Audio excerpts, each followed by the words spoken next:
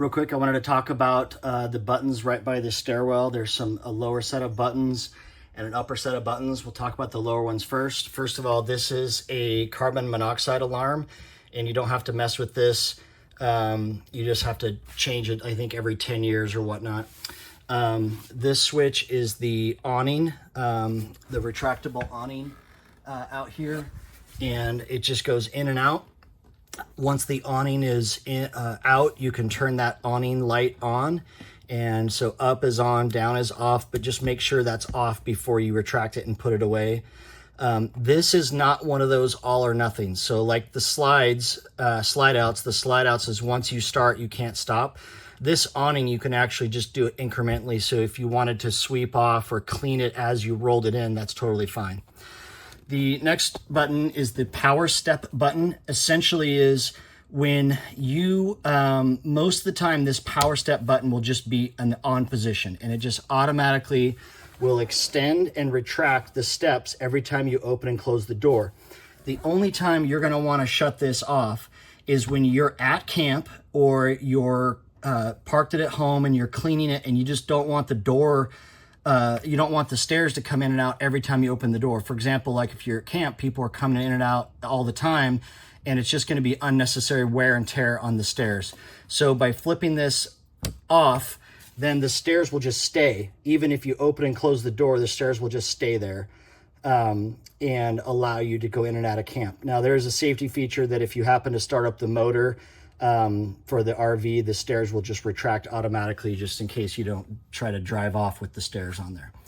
The next button is the master power button for what we're going to call the coach.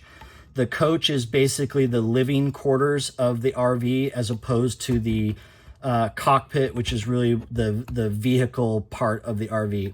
So this main power is a separate battery and separate power system than the actual Ford vehicle.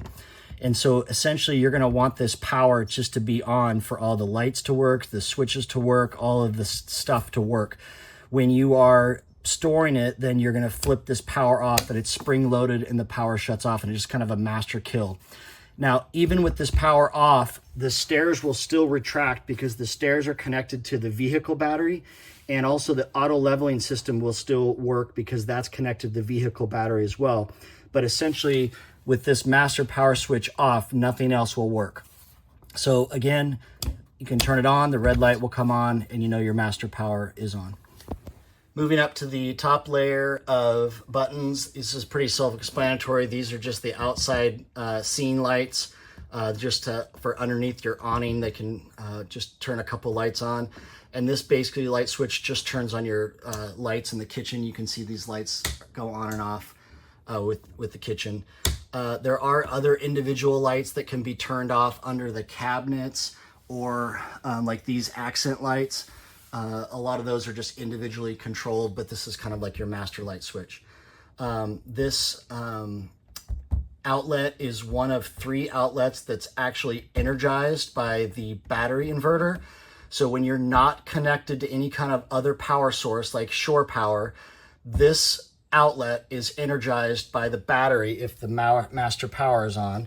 So the battery in the coach is energizing this outlet, and it energizes an outlet in the bedroom and an outlet in the bathroom. And that's what this power inverter does. This power inverter, you don't have to do anything. It's just like telling you what's happening, and it's telling you how much power is being drawn. It's hard to see, but you don't have to push any buttons. You don't have to do anything. It's just there if you want to nerd out about electrical draw and whatnot. That's what that's for.